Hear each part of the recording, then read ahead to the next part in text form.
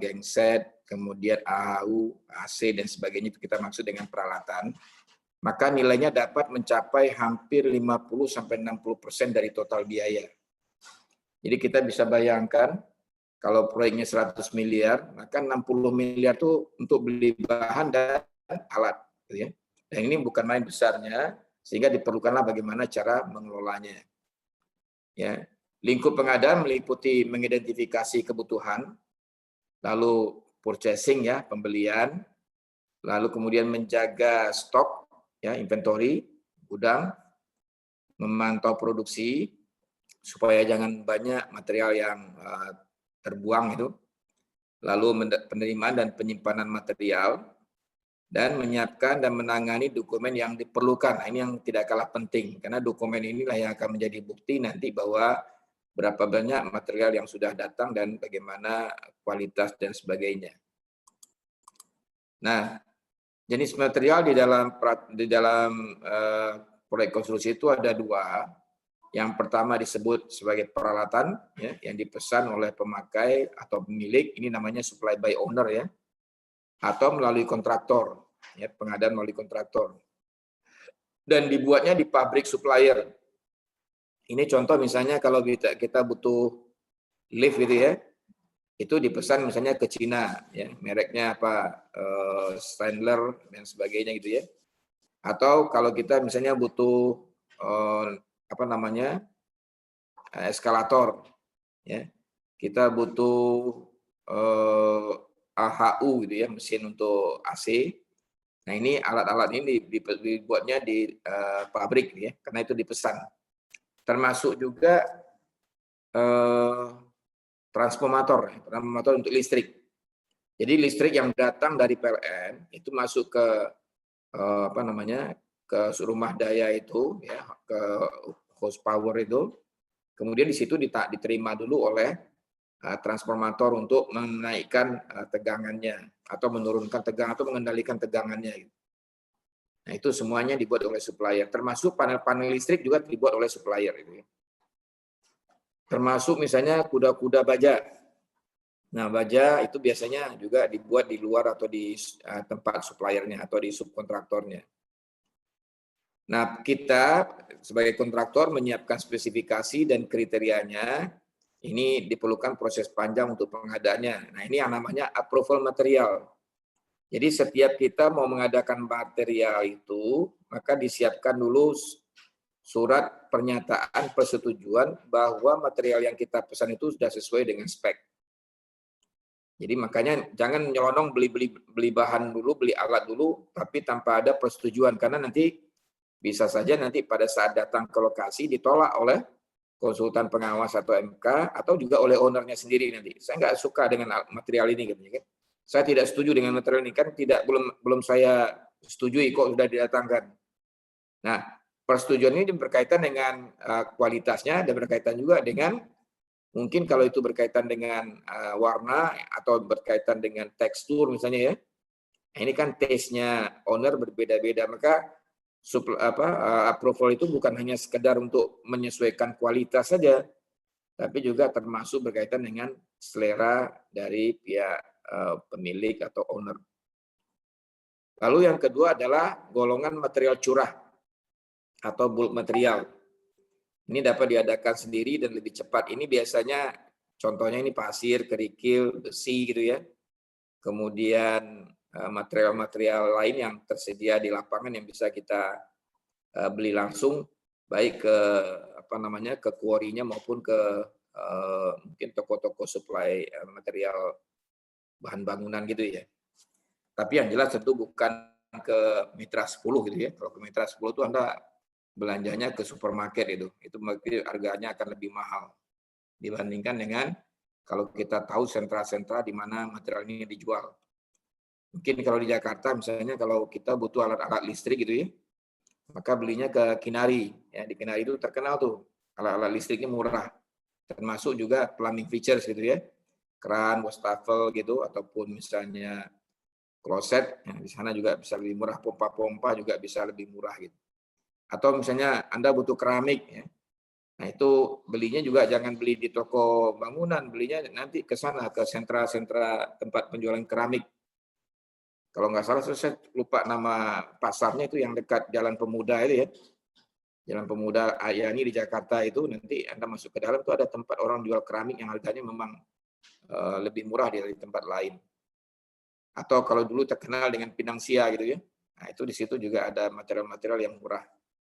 Kunci-kunci, kemudian alat penggantung itu juga di tempat-tempat tertentu juga ada. Jadi kita harus tahu ya di mana sumber-sumber bahan dan alat yang harganya bukan harga yang ada di bahan bangunan ya. Toko bahan bangunan itu harganya jelas sudah harga eceran ya. Itu pasti lebih sering mahal. Padahal kita butuhnya adalah barang dengan jumlah pengadaan yang cukup besar. Contoh misalnya keramik. Kalau kita punya gedung misalnya luasnya 10.000 meter persegi, nah coba Anda bayangkan berapa puluh ribu meter persegi keramik yang harus kita beli gitu ya. Nah, ini makanya sebagai seorang konstruktor atau kontraktor kita harus tahu di mana harga atau sumber-sumber material yang harganya grosir atau harganya lebih murah itu. Ada beberapa hal yang perlu diperhatikan di dalam material ini. Pertama adalah jadwal material. Nah, di sini kita menyusun berdasarkan daftar material, kemudian asal material dan waktu pengadaan. Ya. Kita lihat di sini, ini daftar material yang kita dapatkan, misalnya nomor, ya, kode komponen. Jadi kita beri nama komponen material tersebut supaya mudah mengidentifikasinya. Ureanya ini, jadi balok kayu 612, balok kayu 615, daun pintu, kusen jendela. Ya. Lalu unitnya kita bisa sebut batang per meter kubik, atau unit gitu ya. Dan yang mengadakannya adalah supplier atau fabrikator gitu ya. Nah, bagaimana prosedur menguraikan material? Jadi kalau kita ingin tahu bagaimana asal-usul material itu, maka kita uraikan produk menjadi komponen, kemudian susunan silsilah atau family tree-nya, kemudian daftar material, pengumpulan data lead time masing-masing material, kemudian susun kalender kebutuhan dan pengadaan material, lalu buat jadwal material. Nah, ini contoh bagaimana kita menguraikan produk menjadi komponen ya. Misalnya ini rumah ya. Rumah itu kalau kita lihat ada atapnya, ada lantainya, ada dindingnya, ada mekanikal, ada elektrikal gitu ya. Sekarang kita lihat di dinding. Di dinding kalau kita urai ke bawah, Anda perhatikan ada panel dindingnya sendiri, ada pintu dan ada jendela ya. Jadi Anda pandang semuanya tuh yang ada di dinding itu apa aja yang ada ya. Lalu dari kemudian kita contoh ambil pintu. Pintu kalau kita uraikan jadi apa dia? Ada daun pintunya, coba Anda perhatikan pintu itu ya, ada kusen pintunya, lalu ada finishing. Nah, finishing ini tentu berkaitan dengan pengecatan. Nah, sekarang daun pintu itu kalau kita breakdown lagi, maka kita akan temukan di situ ada engsel. Ada papan yang menjadi panel dari pintu itu. Kecuali kalau pintunya menggunakan double thick wood ya. Nah, ini papan rangka pintu sama nanti ada panelnya, lalu kaca kalau itu menggunakan kaca. Nah, ini masing-masing kita beri kode gitu ya. Pada posisi yang sama kita kasih kode, kemudian nanti diturunkan ke bawah. Dari atas dinding ini namanya B001. Kalau kita turunkan maka ada 101 ya, ada B201, ada B301. Nah, B201 ini kalau kita turunkan tadi menjadi B201A, B201B, B201C. Ini kalau diturunkan lagi daunnya ini, maka jadilah B201A1, B201A2, dan B201A3. Nah, ini caranya. Inilah yang nanti akan menjadi komponen yang tadi kita masukkan di sini. Ya, ini komponen ini. Ya. Jadilah komponen seperti ini. Jadi itulah cara ininya. Nah, untuk memudahkan membuat ini bagaimana? Anda bisa gunakan namanya Mind Manager ya. Mungkin kalau belum punya nanti coba di-download. Nah, mungkin besok kita bisa latihan untuk bagaimana menggunakan Mind Manager itu. Supaya kita bisa merinci produk ini menjadi komponen-komponen. Ini kalau dalam istilahnya konstruksi namanya work breakdown structure, ya. Struktur rincian kerja. Nah, kalau di sini kita sebut dengan uraian produk menjadi komponen. Nah, ini yang kita sebut dengan susunan silsilah atau family tree. Jadi kita ambil patokan misalnya ini tadi kaso rank close gitu ya. Ini kita anggap sebagai anak, maka ke atasnya kita sebut bapak, ya, lalu kakek ke atas. Kalau ke bawahnya disebut anak, ya, grandson dari father ini grandson, lalu ke bawah lagi grandson atau piut gitu ya. Jadi urutannya tergantung kita menetapkan ini dari ayah, lalu ke anak, cucu, piut gitu ya. Tapi rincian ini sama dengan rincian yang ini ya. Cuma ini untuk bidang yang lain ini atap yang diuraikan. Kalau tadi di sini adalah yang diuraikan dinding ya. Setelah kita uraikan komponen tadi, maka kita bisa menyusun sekarang kalender kebutuhan dan pengadaan material per komponen. Contoh di sini komponen B201A. Ya, lead time-nya dalam hari gitu. Ini periodenya, ini waktu ya. Misalnya kalau kita sebut tanggal boleh, kita sebut hari juga boleh ya. Ini hari pertama, hari kedua sampai hari ke-12. Kebutuhan totalnya di hari kedua itu adalah 20, di hari ke-4 25, di hari ke-6 15, ke hari ke-7 12, di hari ke-11 15, di hari ke-12 9. Anda bayangkan nih apakah mungkin barangkali supaya mudah membayangkan ini adalah apa ya, keramik aja misalnya, keramik. Jadi kebutuhan keramik 20 meter persegi lah kira-kira begitu ya. Kalau ini dianggap komponen B201A ini adalah keramik. Gitu. Nah, lalu bagaimana kita menyusun jadwal ini? Kita perlu tahu berapa lama sih material itu akan datang setelah kita pesan. Itu perlu tahu kita sebagai pengetahuan ya. Maka kita tanyakan ke orang yang mengadakan ini atau suppliernya ini, kalau saya pesan hari ini kira-kira berapa hari dia baru datang? Dia bilang 2 hari. Oh, kalau gitu, kalau saya butuh tanggal 2, berarti dari sekarang saya sudah harus pesan. Karena tanggal 1-nya besok. Gitu ya. Jadi, kita lihat, saya butuh 20. Saya pesan nggak usah banyak-banyak dulu, saya pesan 23 saja. Kenapa 23 dipesan? Karena kalau saya pesan 50, saya butuh gudang yang besar. Ya. Maka saya beli 23. Nah, ketika hari kedua dipakai 20, jadi 23 ini kita pesan itu, maaf ini bukan pesan ya, ini saldo ya. Saldonya. Saldo yang kita, yang kita sudah ada stok sebelumnya gitu. Berarti di hari pertama ada 23, kalau di hari 2 dipakai 20, maka tinggal 3.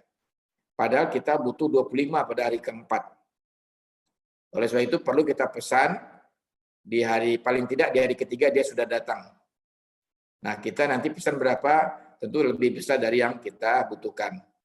Nah, ini 30, kalau di sini ada stok 3, maka kita memesannya kalau katakanlah delivery time-nya ada 3 hari, kita pesan sekarang 30. Lalu dalam hari ketiga baru datang dia 30.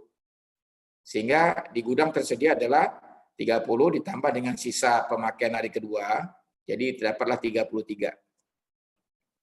33 di hari keempat dipakai 25, sisanya 8. Nah, 8 ini di hari ke-6 kita butuh 15. Kalau misalnya masih ada 8 stok, berarti di hari ke-15 ini, di hari ke-6 ini, kita masih bisa kerjakan pagi-pagi, maka pengadaannya bisa kita datangkan siang atau hari itu juga gitu ya. Supaya jangan sampai ada pekerja yang nganggur. Nah, sehingga kita memesannya ini kapan? Kita mundur lagi kira-kira 3 hari tadi. Jadi kita udah pesan di tanggal 2 sebanyak 19. Oke. Nah, sehingga ini 15 dipakai 8 tinggal 7, ya 7 dikurang 19 sehingga masih sisa di gudang 12. Nah, sisa di gudang 12 ini kita sesuaikan dengan kebutuhan hari ke-7 sehingga diharapkan gudang jadi 0. Ya, jadi artinya tidak ada stok di gudang lagi, sudah terpakai semua materialnya. Terus di hari ke-11 kita butuh 15, di hari ke-19 kita butuh 9. Totalnya 24. Jadi kita pesan kapan? Kita pesan 3 hari sebelumnya, tanggal 24, hari ke-11 kita harapkan pagi-pagi dia sudah datang. Sehingga dipakai, tinggal 9 dipakai habis. Tentunya Anda bertanya, kenapa kok makin ke sini kok tidak ada spare waktu gitu ya? Nah ini sama dengan konsep kemarin di dalam tenaga kerja. Kalau dia sudah terbiasa, biasanya produktivitasnya meningkat. Jadi idle time-nya berkurang. Telatnya itu berkurang. Makanya ini makin ke sana kita bisa makin yakin dia akan bisa on time. Jadi pagi-pagi si tukang material tadi sudah ada di lapangan, langsung ditaruh di dekat pekerja, nanti pekerja mengerjakannya. Jadi tujuannya adalah apa? Inventory ini, saldo ini jangan sampai besar. Karena kalau saldo ini besar, maka jumlah ruang yang kita siapkan juga butuh besar. Kalau lihat dari sini yang paling besar itu adalah 33 ini. Ini mau tidak mau harus kita lalui. Kenapa? Karena kalau kita harapkan dia hari ke-4 baru datang, maka khawatirnya telat. Karena ini baru pengadaan pertama. Gitu. Jadi mau tidak mau kita mengabaikan besarnya gudang dulu. Tapi seharusnya ini yang kita tekan. Ya. Sehingga nanti diharapkan tidak diperlukan gudang yang besar gitu ya. Sampai di sini ada pertanyaan dulu mengenai jadwal atau kalender kebutuhan dan pengadaan material ini. Silakan.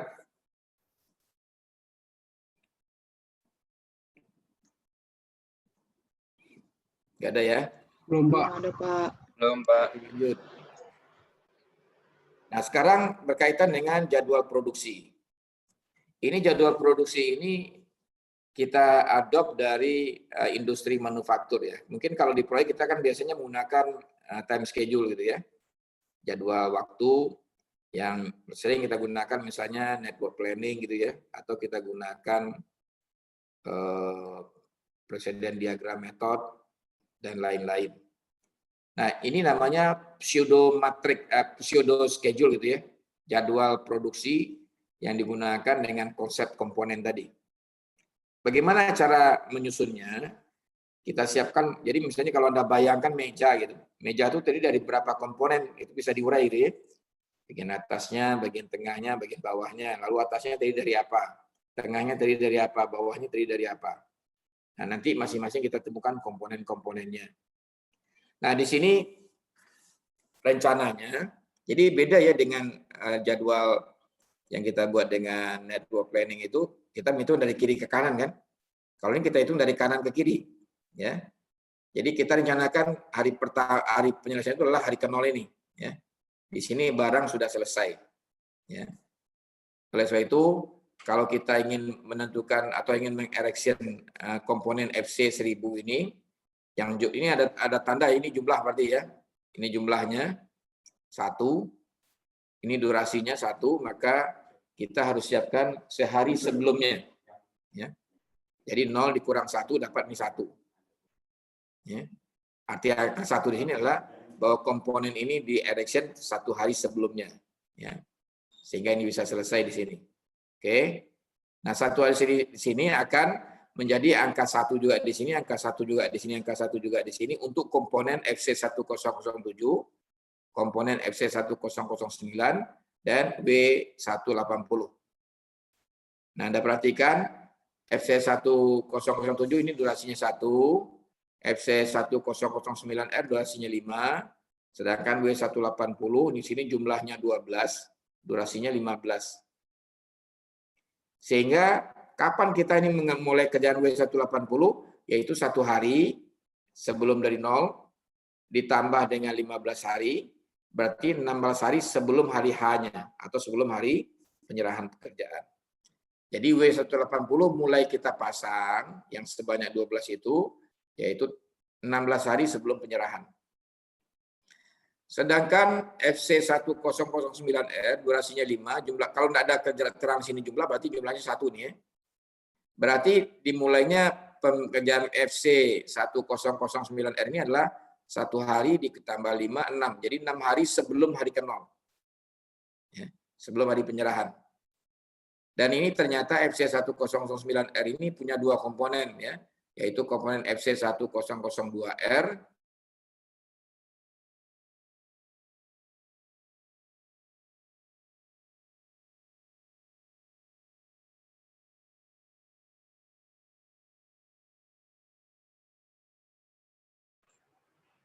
Halo.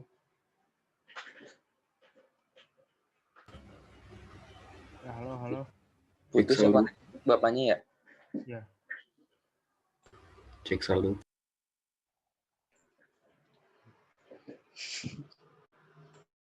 ada satu jumlahnya, lalu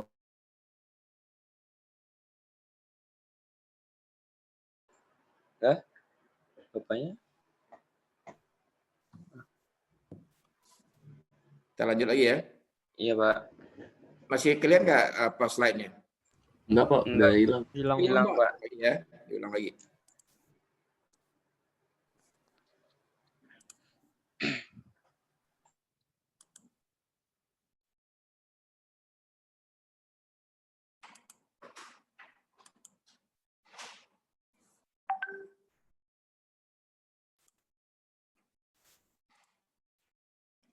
Ya, jadi untuk FC1009R tadi saya ulangi ada dua komponennya, yaitu FC1002R dan A503A. Nah, untuk yang A503A ini durasinya 25 untuk 25 hari, 25 satuan waktu gitu ya. Jumlahnya ada dua. Sedangkan FC1002R itu durasinya 3, jumlahnya 1. Sehingga kapan kita mengerjakan FC1002R, yaitu 6 hari sebelum hari H, ditambah 3 hari pelaksanaannya, jadi 9 hari sebelum hari H. Jadi bacanya seperti itu ya.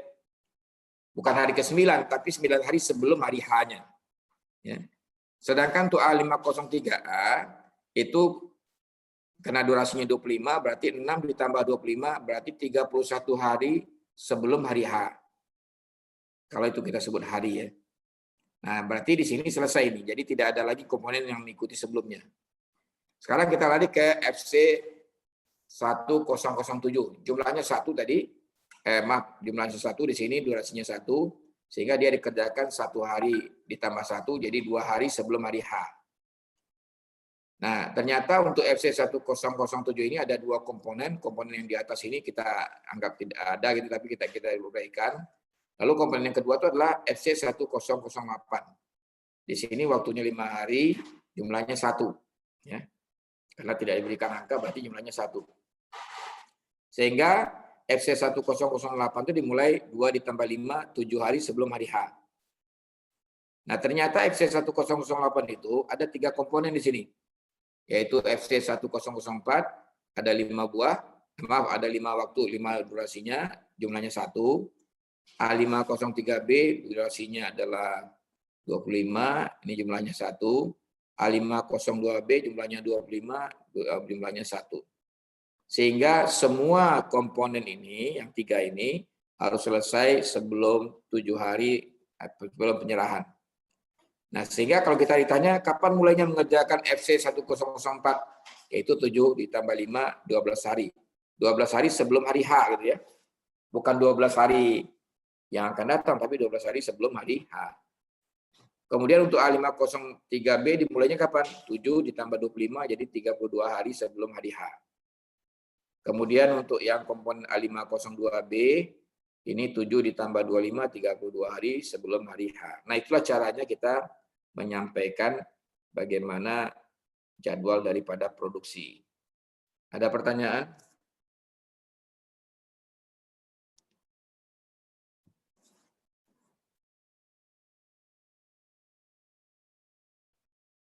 Belum, Pak. Belum ya? Baik, kita lanjut. Saya harapkan ini Anda paham nih maksudnya. Jangan, ini berbeda dengan jadwal biasa ya. Jadwal produksi berkaitan dengan komponen tadi. Sekarang identifikasi kebutuhan. Jadi kalau kita ingin tahu berapa besar sih kebutuhan kita, maka sumber informasinya adalah dari gambar destek. Ya, gambar yang dibuat. Jadi kalau yang di lapangan itu namanya gambar for construction gitu ya. Gambar for construction itu berasal dari gambar for tender. Gambar floor tender berasal dari gambar perencanaan. Gambar perencanaan dibuat oleh si konsultan perencana. Jadi itu sejarah gambarnya begitu. Makanya ini kita sebut dengan gambar destek. Lalu bill of quantity ini yang kita jadi juga ada di dalam dokumen lelang, yaitu jumlah kuantitas, daftar kuantitas yang dikeluarkan oleh panitia lelang nanti ya. Lalu analisa harga satuan, ini kita ambil dari SNI. Ya. Kemudian family tree, ini yang tadi kita lihat di dalam sebelum uren ini. Nah, poin 1 sampai 3 ini digunakan untuk menghitung jumlah kebutuhan material, sedangkan poin 4 adalah dalam menyusun jadwal. Ini contoh. Dari bill of quantity diketahui pekerjaan beton K175 itu 300 meter kubik. Untuk 1 meter kubik beton diperlukan, ini dari analisa harga satuan ya, yaitu 0,4 meter kubik pasir, 0,8 meter kubik kerikil, 350 kg semen. Dengan pertimbangan ini kita akan dapat menghitung berapa kebutuhan bahan total. Untuk pasir sama dengan 0,4, ini ya jumlahnya ini ya, dikali 300. Apa 300 ini? Ini adalah jumlah volume pekerjaan. Lalu dikali 1,2. Ya, apa itu angka 1,2? Angka 1,2 ini adalah angka yang sudah diprediksi akan ditambahkan dengan faktor risikonya. Jadi contoh gini, Anda beli pasir 100 kubik kira-kira ya, dari truk turun sampai ke, jadi di truk ini udah 100 ini, kalau diukur 100 itu ya. Pertanyaan saya, ketika sampai di lokasi tempat kerja kira-kira masih 100 nggak volumenya?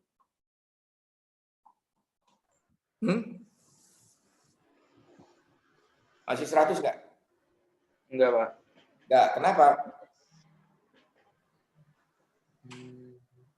Karena sebagian tercecer-cecer gitu ya, karena ngangkut kan biasanya pakai gerobak, pakai apa gitu ya. Iya. Nah itulah makanya, supaya jangan sampai pasir yang kita butuhkan tidak sesuai dengan jumlah yang kita inginkan, maka kita kalikan dengan faktornya 1,2. Tapi kalau misalnya, contoh nih ya, kita beli kerikil, sama nih kerikil, pertimbangannya juga sama dengan tadi ya. Sehingga jumlah yang kita beli adalah 288. Jangan dibeli 0,8 dari 300, jadi 240 yang kita beli, jangan. Karena nanti Anda akan kekurangan bahan nanti, gara-gara tidak mempertimbangkan faktor kehilangan tadi. Nah kalau semen gimana? Semen nggak perlu dikali dengan angka itu lagi. Kenapa? Semen itu udah dijamin tuh nggak akan tumpah-tumpah. Ya.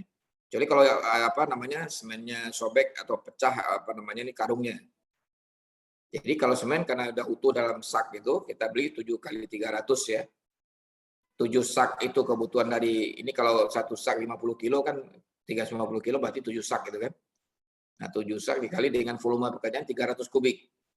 Sehingga dapatnya adalah 2.100 sak. Nah inilah caranya kita membeli bahan. Jadi jangan ada beli bahan pasir dibeli 0,4 kali 30, 120 kubik. Jangan. Karena 12 kubik bisa terjadi akan kehilangan. Sehingga khawatirnya begini. Pada saat sedang masih bekerja ternyata, wah kurang pasirnya Pak, katanya kan. Anda mau datangkan dari mana? Padahal pasir didatangkan dari Bandung misalnya, atau dari Cimalaka, atau dari mana gitu ya. Dan itu jauh jaraknya, ongkosnya juga harus sesuai dengan truk yang bawanya dan sebagainya. Jadi mengakibatkan nanti gangguan pada pelaksanaan pekerjaan. Oleh sebab itu, perlu ada faktor yang berwarna merah itu ya, untuk menjadi koreksi di dalam menghitung jumlah kebutuhan material yang akan kita gunakan. Nah, berikutnya pembelian. Pembelian adalah salah satu fungsi kunci dalam keberhasilan pelaksanaan proyek konstruksi. Sasaran pembelian adalah untuk pengadaan bahan baku yang tepat dalam kuantitas dan kualitas. Jadi bahan baku yang tepat, maksudnya barangnya sesuai gitu ya. Lalu penerimaan dan penyerahan bahan ini pada waktu dan tempat yang tepat. Kemudian pembelian bahan dari sumber yang tepat dan harga yang cocok. Tadi sudah saya sebutkan sumber-sumbernya ya. Anda jangan beli di toko bangunan, itu bukan kontraktor namanya tuh kalau beli toko bangunan. Itu berarti Anda tidak tahu di mana sumber-sumber material atau bahan yang tepat yang dijual. Lalu pada banyak perusahaan, bagian pembelian tidak bertanggung jawab untuk menentukan bahan apa yang harus dibeli maupun kuantitas dan kualitasnya. Maksudnya, yang membeli tidak perlu tahu berapa jumlahnya. Maksudnya tahu tuh artinya dia tidak menghitung jumlah, dia hanya menerima laporan aja dari pelaksana atau dari bagian konstruksinya, ya misalnya site operation manajernya. Saya butuh semen sekian sak, saya butuh pasir sekian sak, dan seterusnya, sekian kubik. Itu diusulkan oleh mereka, nanti bagian pembelian tinggal beli aja. Karena kalau sempat bagian pembelian yang menentukan kualitas dan kuantitas, wah itu bahaya itu. Ya. Bisa terjadi korupsi di situ nanti. Jadi pisahkan antara yang membeli dengan yang butuh. Ya. Lalu kecuali barang-barang rutin seperti kertas dan ATK. Jadi kalau barang-barang seperti ini udah biasa ya. Orang beli, tahu harganya, udah tahu jumlahnya, jadi mudah dikontrol pertanggungjawabannya. Tapi kalau pengadaan yang tadi ya, berdasarkan kebutuhan, maka harus yang menyampaikan yang butuh, yang beli tinggal beli sesuai dengan kebutuhan yang diinginkan. Untuk pembelian yang efektif, bagian pembelian harus diberi tanggung jawab dan wewenang penuh untuk menentukan sumber-sumber supplier dan harga yang harus dibayar. Nah, sekarang kita lihat prosedur pembelian. Ya.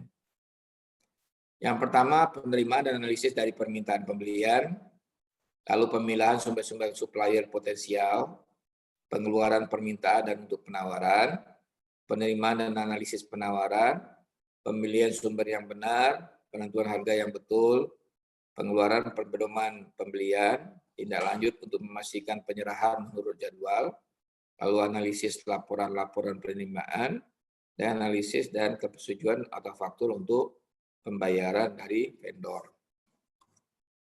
Kalau kita gambarkan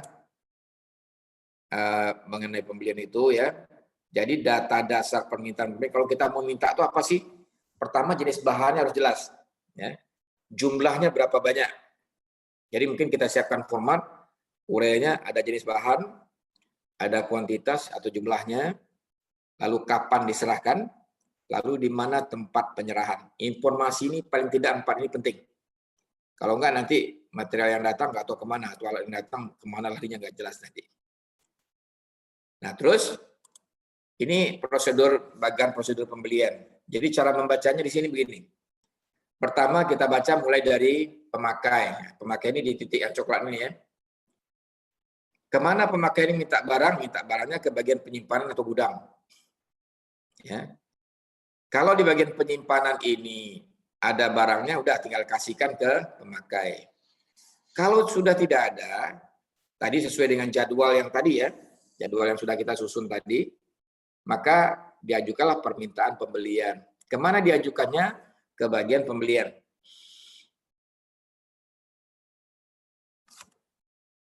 Nah, bagian pembelian nanti akan menyampaikan permintaan penawaran kepada vendor. Ya, lihat panahnya ini.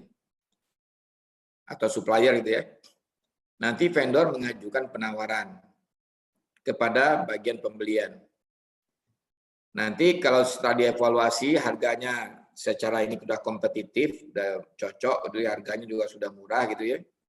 Maka baru ada permintaan atau pesanan pembelian kepada vendor atau supplier tadi.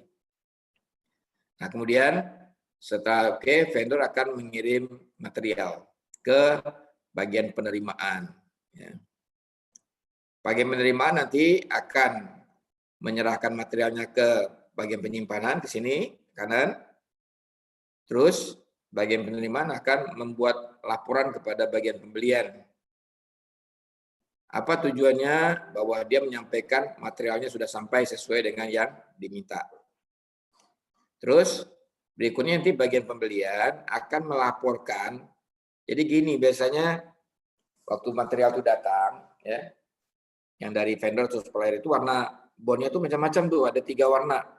Ada kuning, ada putih, ada merah. Ya.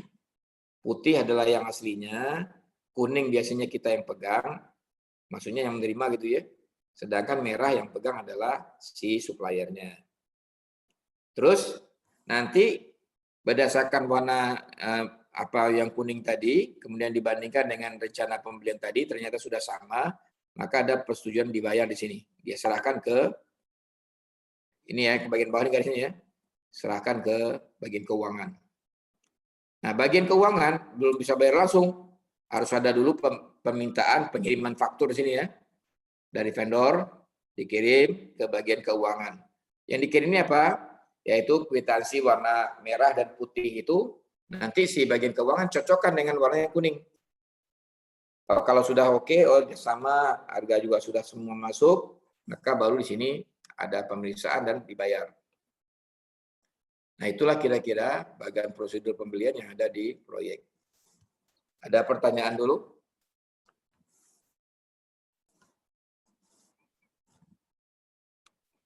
Nggak ada ya? Kita lanjut. Nah, sekarang apa yang menjadi faktor-faktor pembelian? Yang pertama, wewenang untuk permintaan. Artinya siapa yang punya otoritas untuk meminta? Apa semua orang boleh minta? Ya. Yang kedua, tipe pekerjaan. Yang ketiga, subkontrak. Yang keempat, standar produksi, standar produk. D, kumpulan pembelian ekonomis. Artinya ini supaya beli lebih murah, kita beli secara jumlahnya lebih banyak. Tentu sesuai dengan kebutuhan ya. Kalau nggak banyak, kenapa beli banyak nanti rugi sendiri ya. Tapi maksudnya mungkin sebagian di situ ada butuh, di sini butuh, di sana juga butuh gitu ya. Jadi terpencar-pencar gitu. Kita totalkan semua. Nah itu dapat misalnya 1 truk. Nah itu harganya itu akan lebih murah daripada kalau kita beli masing-masing. Terus pasar yang singkat dan terkendali. Ini ada pasar-pasar yang kita akses tadi ya, yang bisa kita bernego dengan dia. Bukan pasar yang menjual dengan fixed price, harganya tetap. Anda kalau pergi ke Mitra 10 kan tidak mungkin ya ditawar ya. Oh ini boleh nggak kurang sekian? Nggak ada. Kalau harganya 5.000 ya 5.000 gitu ya. Nggak ada diskon. Kecuali kalau ada diskon ya. Lagi promo dia ada diskon. Tapi kalau nggak ada promo nggak ada diskonnya. Kemudian pembatalan gitu ya. Dan hubungan perdagangan. Hubungan perdagangan maksudnya kalau kita sudah berlangganan mungkin tinggal telepon aja dia dikirim sama mereka. Nah, yang ini harus kita bangun di dalam kerja kita sebagai konstruktor itu, bagaimana membangun jejaring dengan para supplier tadi. Kalau hubungan kita baik, mungkin barangkali barangnya kita datangkan dulu, bayarnya nanti belakangan setelah proyek selesai itu bisa. Jadi ini penting ya, karena itu akan membuat biaya kerja kita akan lebih ringan atau maksudnya lebih sedikit dibandingkan dengan kalau kita tidak punya jejaring yang baik untuk supply ini. Kemudian fungsi lalu lintas.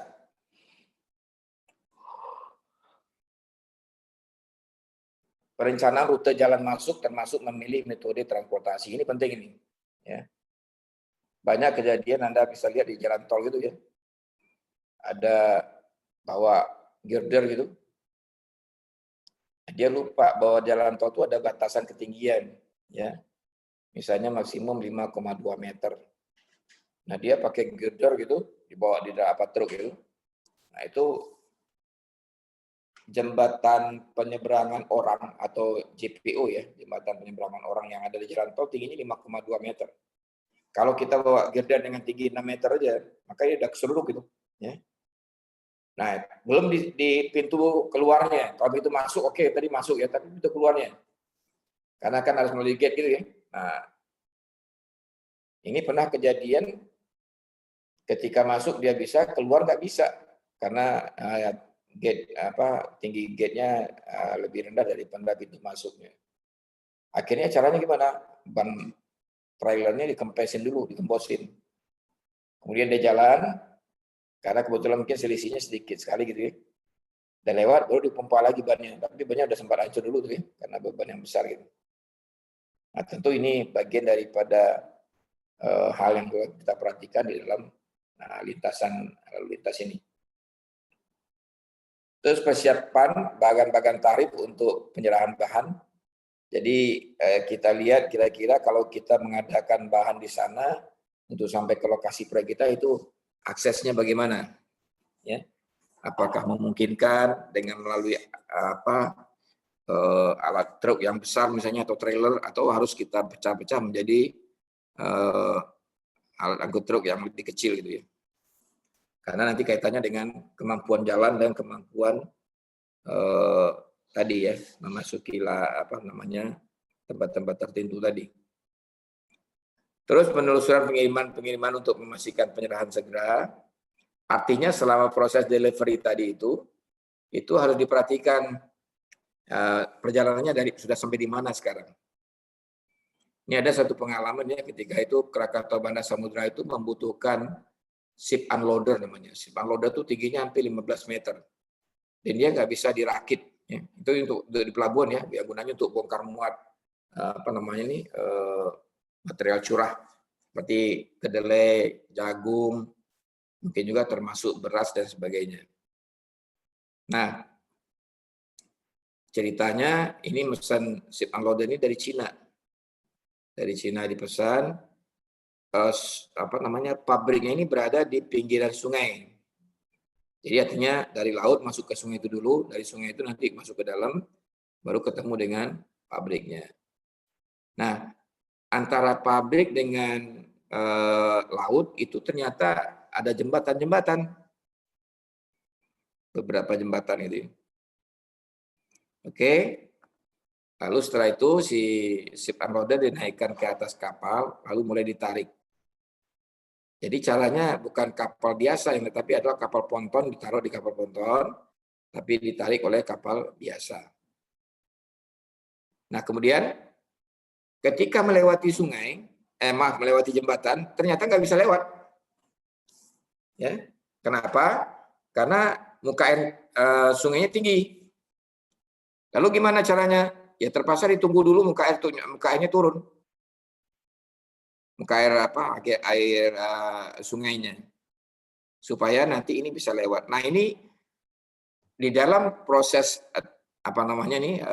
transportasi ini itu dicatat itu atau dilaporkan segera kepada owner sehingga owner tahu posisinya. Kalau sekarang kan pakai GPS gitu ya. Jadi posisi masing-masing itu ketahuan dalam pergerakannya. Nah, kalau memang itu nggak bisa lewat itu kan berarti ya butuh waktu tambahan. Ya tapi nggak ada masalah, itu harus disepakati dari awal karena itu kondisinya sangat istilahnya hampir mirip dengan force majeure gitu lah ya. Atau memang kebutuhan alam yang seperti itu, kita hanya mengikuti saja gitu. Nah, terus setelah itu turun gitu ya, ternyata bisa lewat.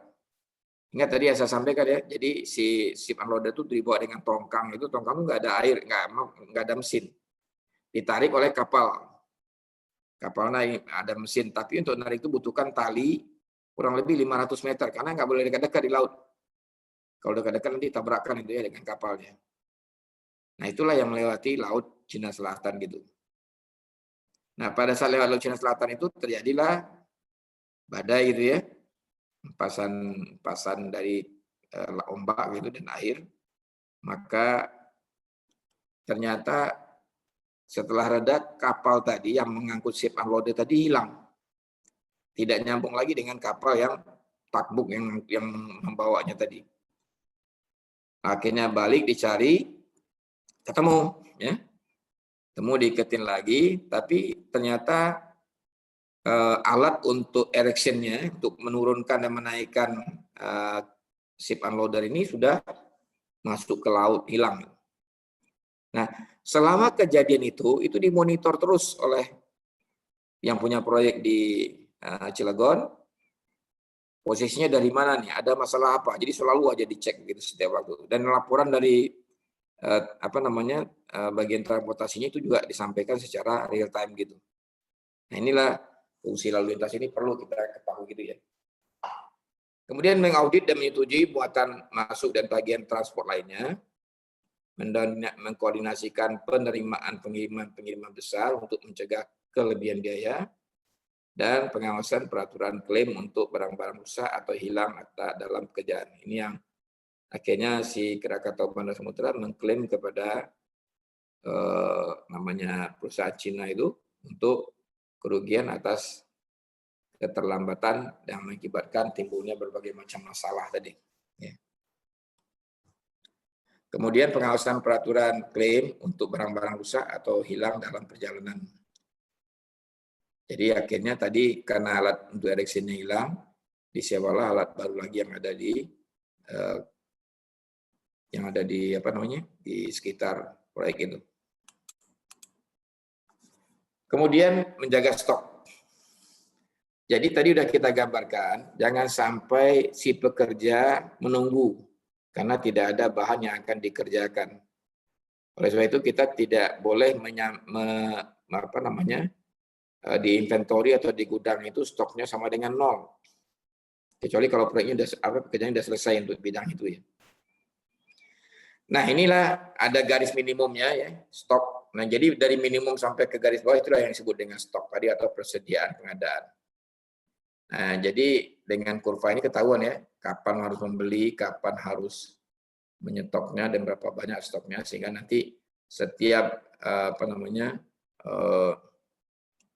kegiatan ini punya material ini punya ini semua ada stoknya. Dan stok itu juga nggak boleh banyak berlebihan dan juga tidak boleh sedikit. Pertimbangannya tetap berdasarkan pada schedule atau jadwal material yang sudah kita siapkan di depan tadi. Pemantauan produksi, contoh ini ya, pekerjaan fabrikasi baja.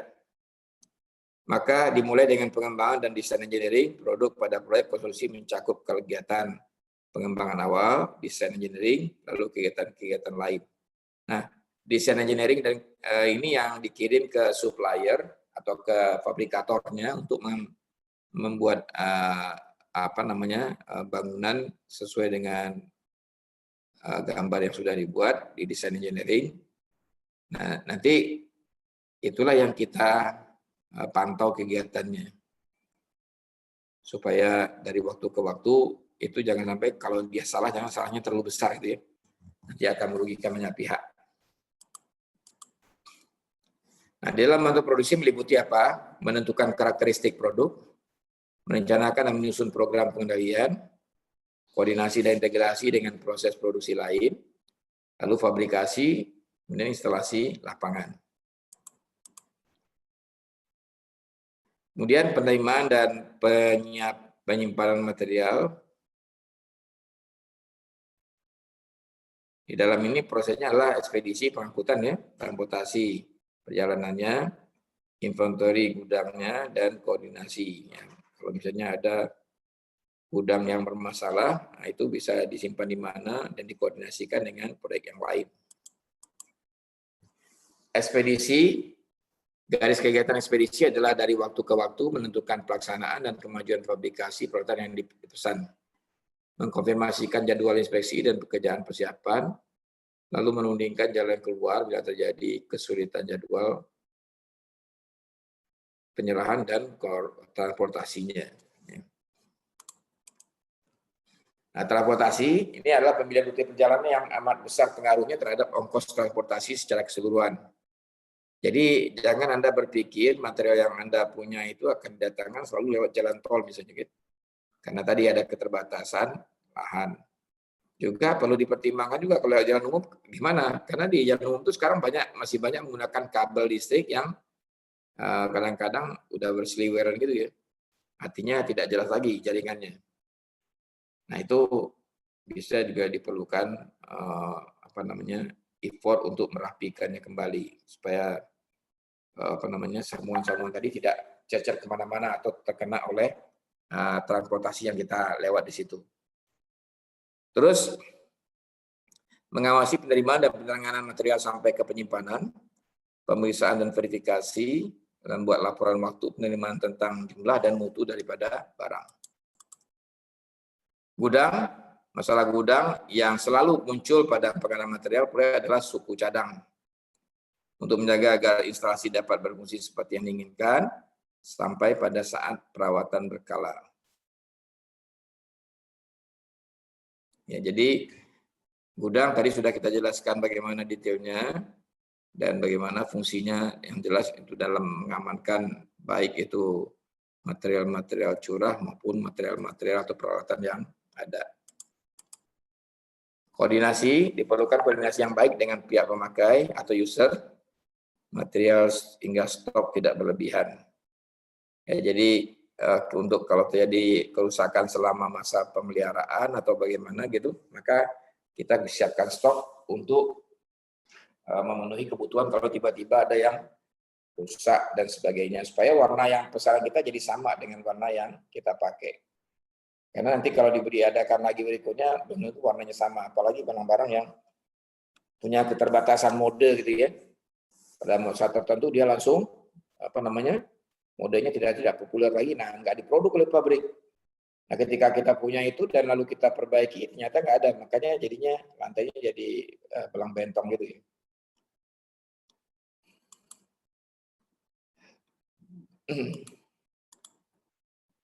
Lalu dokumen yang diperlukan, dokumen mengajukan permintaan barang ke bagian logistik atau pembelian, membuat surat permintaan keperluan barang yang memuat penjelasan tentang kualitas, kuantitas, dan jadwal yang diinginkan, mencari rekanan atau pabrik yang mampu menyediakan material dan perawatan yang dimaksud, ya, mengadakan lelang antara sumber kegiatan, ya, mengadakan lelang di antara sumber yang ada, lalu menentukan pemenang, melakukan pemeriksaan dari waktu ke waktu untuk memastikan bahwa barang yang dipesan dapat datang tepat waktu. Jadi terutama tadi yang fabrikator tadi ya, itu kita secara berkala datang, kita lihat progresnya, bagaimana kecepatan kerjanya, apakah masih tetap sesuai dengan spek yang kita berikan atau tidak. Jadi jangan memeriksanya setelah dia datang di proyek.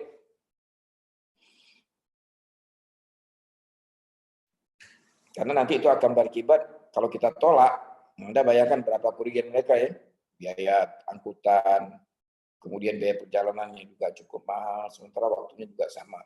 Nah oleh sebab itu, makanya sangat dipentingkan sekali kunjungan berkala ke fabrikator tadi. Kemudian pabrik transportasi dan bengkel gudang ke lokasi proyek, kemudian menerima penerimaan barang di lokasi proyek. Kalau kita gambarkan hubungan antara kegiatan engineering, pembelian dan konstruksi, maka ini digambarkan dalam grafik ini. Yang warna merah adalah pembelian atau purchasing, yang warna biru adalah desain, kemudian yang warna abu-abu itu adalah penyerahan barang atau saat barang diserahkan. Ya. Dan kemudian yang kuning adalah kegiatan konstruksinya. Jadi maksudnya apa ini? Jadi kita bisa lihat di sini, kegiatan yang paling awal itu adalah desain. Coba Anda lihat desain dari titik nol. Ya. Jadi yang garis biru itu dari titik nol mulainya. Lalu diikuti oleh pekerjaan pembelian. Dan ingat, pembelian baru bisa dilakukan kalau sudah di-approve materialnya oleh pemilik atau oleh owner. Kemudian biru setelah itu baru bisa diserahkan barangnya beberapa saat kemudian. Nah, kemudian ini baru tahap konstruksi. Yang warna kuning artinya materialnya saat itu akan dipakai. Jadi mindset inilah yang perlu kita pahami di dalam proses engineering, kemudian pengadaan, ya, lalu kemudian penugasan dari bagaimana kita membeli atau bagaimana kita menyerahkan barang, ya, kapan diserahkannya dan sebagainya. Nah, saya kira itu yang kita bahas hari ini dari material ini. Silakan kalau ada pertanyaan.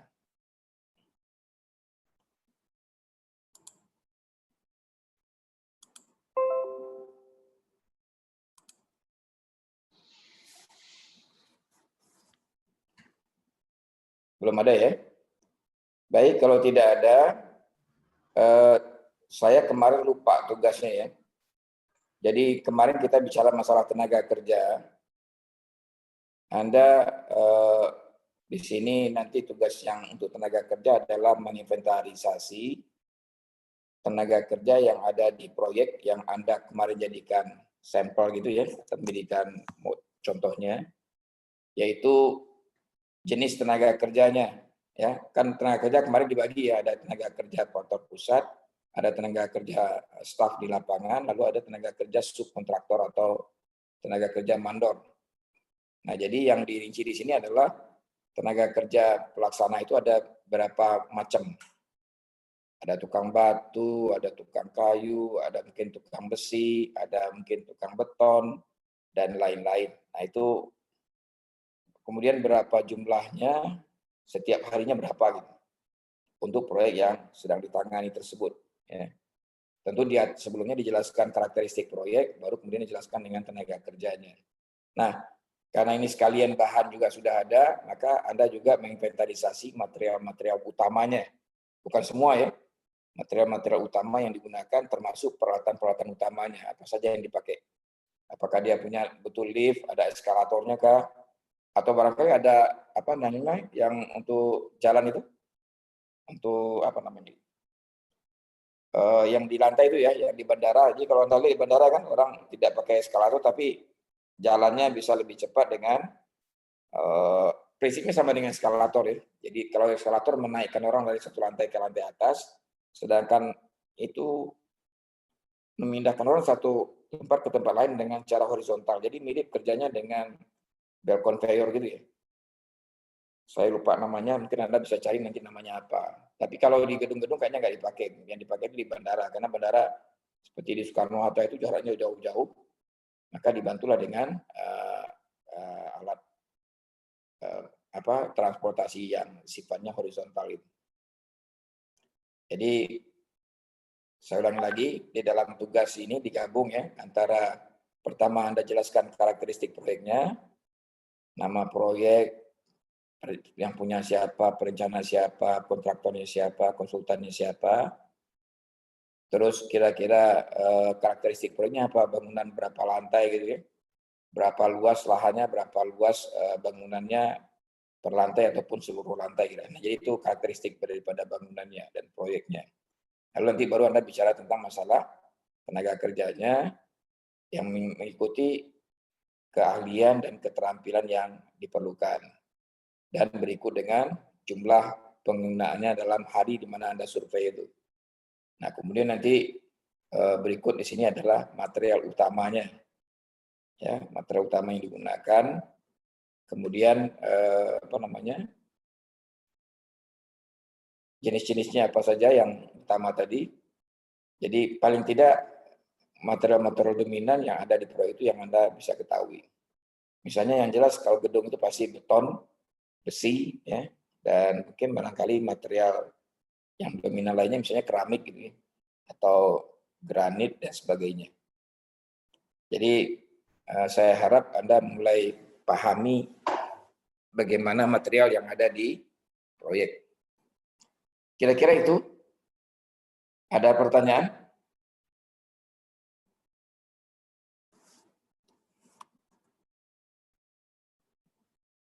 Tidak ada? Nggak ada, Pak. Nggak ada. Kalau tidak ada, saya kira cukup sampai di sini. Tolong di screenshot ya. Kalau ada yang tidak hadir, apakah sudah hadir semua? Satu orang nggak hadir, Pak.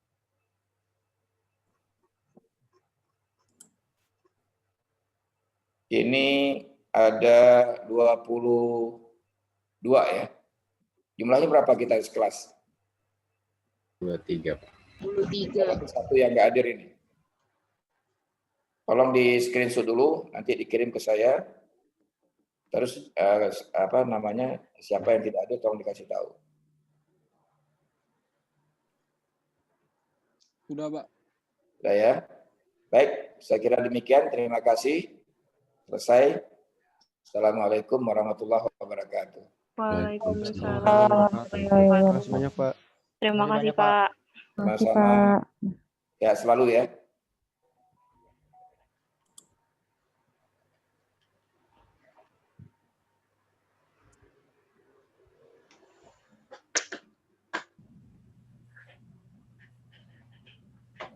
Pak, 12.570.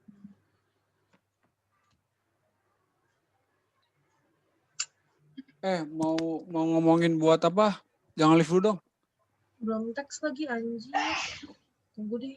Jangan live dulu. Yang live siapa? Siapa tuh yang Kasih live? tahu aja deh grup kelas. Jangan live dulu, jangan live dulu. Mau ada apa? Sabar. Siapa yang live tadi? Nggak tahu, bilang aja di grup kelas suruh join lagi. Bentar. Pak, recording. Oh iya. Oh iya, record.